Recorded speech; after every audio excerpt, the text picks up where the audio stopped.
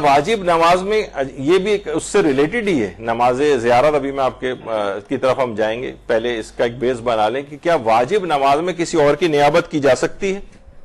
واجب نماز میں بھائی کوئی زندہ آدمی ہے, حتیٰ کہ خواہ وہ مجبوری کیوں نہ ہو گیا ہو, بھائی اب تو یہ بیچارہ کوما میں ہے, ڈاکٹر نے بھی کہہ دیا کوما سے کبھی باہر نہیں آئے گا. بہت سے لوگ ابھی حال ہی میں جب سے کووڈ وغیرہ پھیلا ہے تو وینٹیلیٹر پہ لوگ ہوتے ہیں, کتنے سوالات آتے ہیں کہ ان کی نمازیں خوب قضا ہو رہی ہیں تو کیا اب تو یہ واپس آنا بھی ان کا مشکل ہے, اور اسی میں ڈاکٹروں نے کہا کہ نکال لیا جائے گا کبھی بھی, تو یہ جو نمازیں ان کی قضا ہو رہی ہیں تو کیا ان کی ابھی نمازیں پڑھوا دیں؟ تو کوئی بھی شخص جو کہ زندہ ہو, چاہے وہ عاجز ہی کیوں نہ ہو اپنی نماز پڑھنے سے, اس کی نیابت میں کوئی واجب نماز نہیں پڑھی جا سکتی.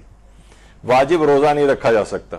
ابا آپ کبھی مثلا رکھ ہی نہیں سکتے روزے, بیماریاں بھی اس قدر ہیں, ضعیف العمری بھی اس قدر زیادہ ہے, اب امکان بھی نہیں ہے کہ کبھی روزہ رکھنے قابل ہوں, تب بھی اپنی زندگی میں وہ پیسے دے کر اجارے پہ یا ویسے ہی مفت کسی سے روزہ نہیں رکھوایا جا سکتا.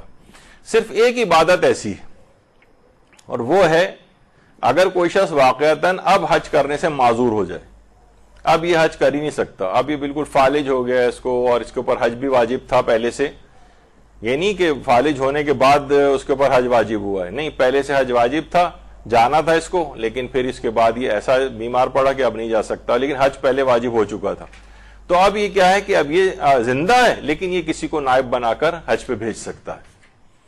تو حج واجب ذرا اس میں ایک ایکسیپشن ہے, لیکن اس میں وہ والا چیز نہیں کہ کسی کو اگر نائب بنا کے بھیج رہا ہے تو وہ ہمارے ہاں عام طور پہ ہوتا ہے کہ وہ بٹن خالہ جو ہیں وہ کافی بیچاری وہ ہو گئی ہیں اور غریب بھی ہیں اور یہ جا بھی نہیں سکتی ہیں حج پہ, تو چلو ابا کا حج ان سے کروا دیا جائے.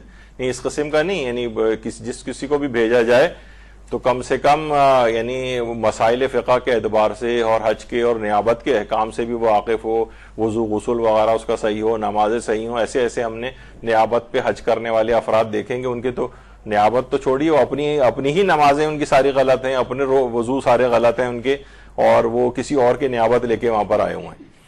تو بہرحال کسی اس کے لحاظ سے بھیجنا چاہیے. اور بعض اوقات تو حج کے اندر اس قسم کی چیزیں بھی آ جاتی ہیں کہ 2-3 مراجع تقلید کی تقلید کا بھی خیال کرنا ہوتا ہے. مثلا ہم جو حج پہ نیابت پہ آیا ہوا ہے وہ کسی اور مجتہد کی تقلید میں ہے, جس نے بھیجا ہے وہ کسی اور کی تقلید میں ہے, اور مرحوم کسی اور کی تقلید میں تھے, یا جو مرحوم کسی کی تقلید ہی نہیں کرتے تھے. تو بعض اوقات دو اس طرح سے عمل کرنا ہوتا ہے کسی بھی مرجع کی خلاف ورزی نہ ہو کچھ مسائل کے اندر, یعنی اس طرح کی صورتحال بھی ہو جاتی ہے. تو جو نائب ہے وہ اتنے سارے لوگوں کے مسائل سے بھی واقف ہونا چاہیے. تو تفصیلات اس کی اپنی جگہ کے اوپر آتی ہیں. بہرحال تو زندہ کی طرف سے واجب حج میں نیابت ہو سکتی ہے. اچھا, کیا مستحب نماز میں کسی مردہ کی نیابت میں پڑھی جا سکتی ہے؟ جواب ہے کہ جی ہاں, مستحب نماز مردہ کی نیابت میں پڑھی جا سکتی. تو مثلا اگر کوئی شخص زیارت اپنے مرحوم والدین کی طرف سے کر رہا ہے یا مرحوم رشتہ داروں کی طرف سے کر رہا ہے اور ان کی نیابت میں زیارت اس نے پڑھی ہے, تو اس کی نماز زیارت کی نیابت بھی ہو سکتی. یعنی مستحب نماز میں کسی مردہ کی نیابت میں بھی پڑھی جا سکتی ہے, تو نماز زیارت بھی پڑھی جا سکتی. یعنی انسان پہلے سے نیت کر لے کہ میں یہ جو نماز ہے یہ میں فلاں کی نیابت کے اندر پڑھ رہا ہوں. جی بالکل, ابھی میں اسی پہ آ رہا ہوں.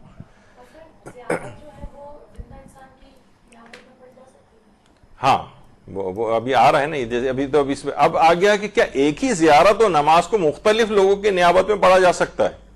یعنی ایک ہی زیارت ہے اور نماز زیارت, لیکن ہم نے بہت سارے پورے گروپ ہے. دیکھیے ہمارے ایک چیز ایک اور بھی پتہ نہیں ابھی فی الحال شاید اتنی رائج نہیں ہوئی, لوگ کہتے ہیں میرے پاس اتنے پیسے ہوں گے تو میں زیارت کے لیے جاؤں گا. بعض اوقات یہ بھی ہو سکتا ہے کہ بہت سارے افراد مل کے زیارت کے پیسے ایک پول بنا لیں, جمع کریں اور کسی ایک شخص کو اپنے نیابت میں زیارت پہ بھیج دیں. اب یہ کیا ہوگا, یہ سب لوگوں کی طرف سے نائب بن کر آیا ہے. یہ جو زیارت کرے گا اس کا ثواب سب کو ملے گا, اور یہ جو نماز زیارت پڑھے گا سب کی نیابت میں پڑھے گا. یعنی ایک پورے گروپ کی طرف سے بھی ایک شخص نیابت کر سکتا ہے. تو زیارت اور اس کی نماز. اچھا, اس میں بھی ایک اور چیز بہتر ہے کہ بیان کر دی جائے کہ جو عام مستحبات جتنے ہیں اس میں نیابت بھی ہو سکتی ہے اور ہدیہ بھی کیا جا سکتا ہے. دیکھیے ایک تو ہوتی ہے نیابت کہ میں فلاں کی طرف سے یہ نیک عمل کر رہا ہوں, یہ نیابت ہو گئی, اور ایک ہوتا ہے ہدیہ کہ عمل تو ہم نے خود ہی کیا ہے اپنا, لیکن اس کے بعد ثواب ہدیہ کر دیا فلاں کو. یہ دونوں چیزیں بالکل جائز ہیں, زندہ کی طرف سے بھی ہو سکتی ہیں, مردہ کی طرف سے بھی ہو سکتی ہیں.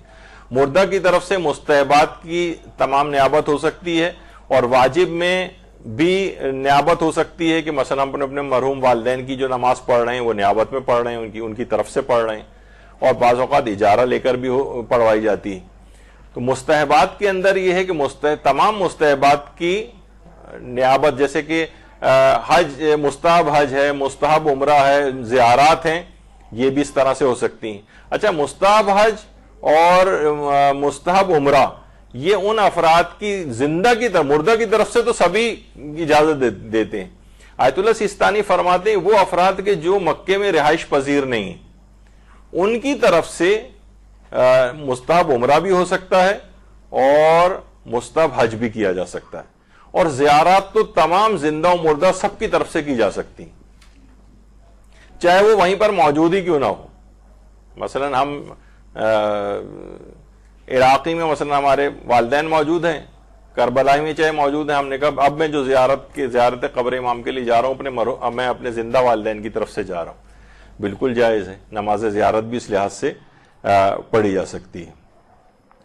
اب پھر ایک دماغ میں آتا ہے کہ کیا کہیں ثواب تو کم نہیں ہو جاتا؟ بہت سے لوگ کہتے ہیں اگر ہم نیابت کریں گے یا مثلا کسی کو اپنا ثواب ہدیہ کریں گے تو ہمارا ثواب ختم ہو جائے گا. نہیں, بلکہ آپ کا ثواب بڑھ جائے گا.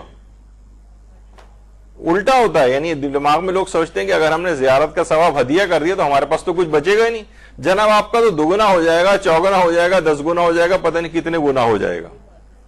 تو لوگ جو ہیں عام طور پر یہ غلط انہوں نے کانسیپٹ بٹھایا ہوا ہے, اور بہت سارے لوگوں کا ہے. اگر کبھی آپ کسی سے پوچھیں تو لوگ اپنے ثواب کے اپنے حد تک کہ ابھی وہ ہمارا موضوع نہیں ہے, لیکن واجبات کا ثواب بھی ہدیہ کیا جا سکتا ہے. آیت اللہ سیستانی فرماتے اپنے تمام واجبات کا ثواب ہدیہ کر سکتے ہیں. یہ جو میں نے واجب نماز پڑھی اس کا ثواب میرے والد کو پہنچے, یہ میرے جو میں نے فلاں روزہ رکھے ہیں ماہ رمضان کے اس کا ثواب, یہ جو میں حج واجب کر کے آیا ہوں اس کا ثواب فلاں کو پہنچے.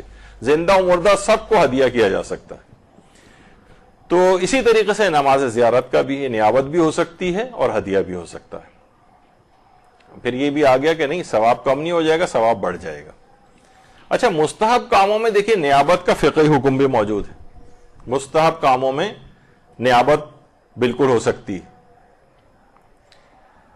مستحب تمام کاموں میں نیابت ہو سکتی ہے. اچھا, نیابت جہاں پر بھی جائز ہوتی ہے وہاں ہر قسم کی نیابت جائز ہوتی. یہ کیسی بیچ میں آ گیا, بعض اوقات مشکل چیزیں بھی آ جانی چاہیے. مثلا ایک ہوتے ہی نیابت تبرعی, مفت نیابت, یعنی ہم نماز پڑھ رہے ہیں کسی کی, مثلا خالہ کا انتقال ہو گیا, اب آپ چاہ رہے ہیں کہ میں ان کی نمازیں پڑھوں, قضا نمازیں. اب آپ ظاہر ہے آپ نے کوئی پیسے نہیں لیے ہوئے ان سے, بالکل ایک اس طور پہ پڑھ رہی ہیں محبت میں ان کی. اس کو کہتے ہیں تبرعاً, مفت, یعنی اس میں آپ نے کوئی وہ ڈیلنگ نہیں کی ہے کسی سے. یہ بھی نیابت ہے, یہ تبرعی نیابت کہلاتی. اور ایک نیابت ہوتی اجارے والی, یعنی ہم پیسے لے کر نماز پڑھ رہے ہیں کسی کی.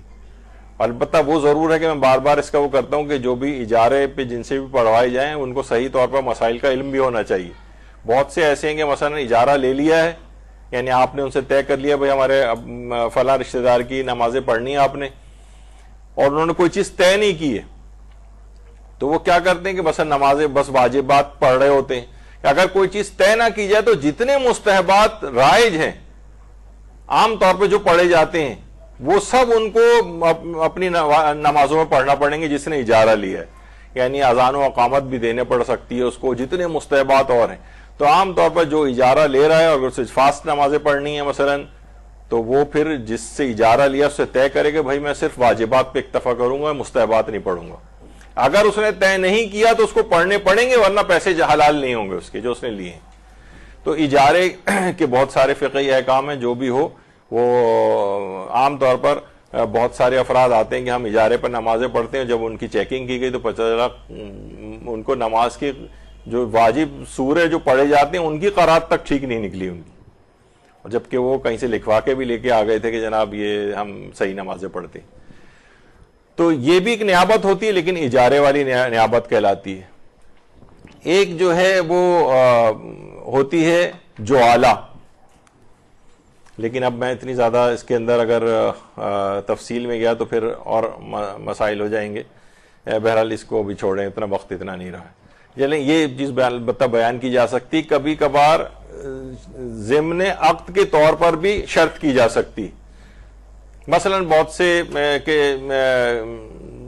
شادیوں کے سلسلے میں ہوتا ہے کہ ٹھیک ہے وہ عام طور پر شرط رکھوا دیتے ہیں کہ یہ مجھ کو تمام 14 معصومین کی زیارت مثلا شوہر کروائے گا.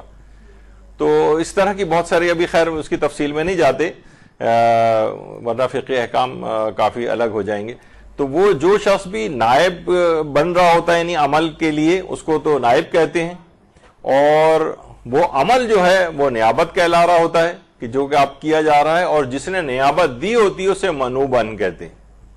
یہ انہو جسے پڑھا جاتا ہے عام طور پر منوبن.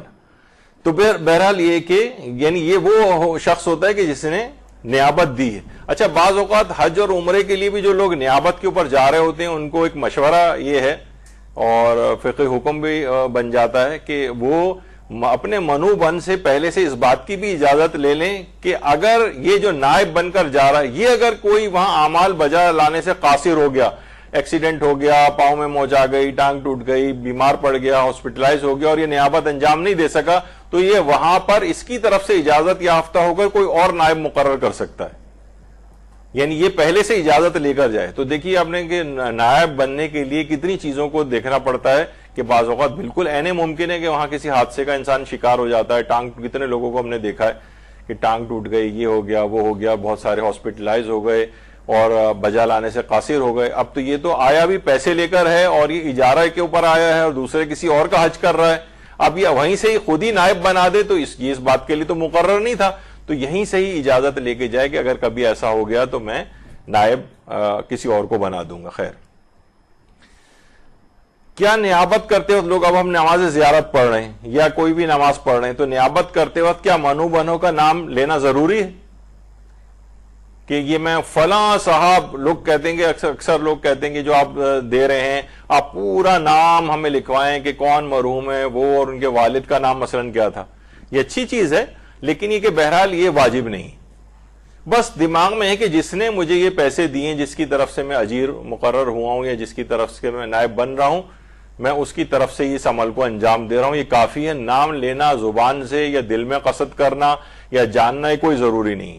حتیٰ لوگ کیسے کہتے ہیں کہ جناب یہ سورہ فاتحہ وغیرہ جو مرحوم کے لیے پڑھی جاتی ہے تو مرحوم کا نام بتائیے. وہ سوچتے ہیں اگر نام نہیں بتائیں گے، صرف ہمیں یہ تو پتا ہے کہ یہ جو فلاں صاحب کہہ رہے ہیں ان کے اپنے والد کا انتقال ہوا، انہوں نے ہم سے ریکویسٹ کی سورہ فاتحہ پڑھنے کی، تو اس میں نام کی بھی اہمیت نہیں. بس دماغ میں اجمالاً کافی ہے کہ ان کے والد یا فلاں کے چچا یا ہمارے پردادا مثلا، چاہے ان کا نام بھی ہمیں پتہ نہ ہو، اتنا کافی ہے، ان تک ثواب پہنچ جائے گا.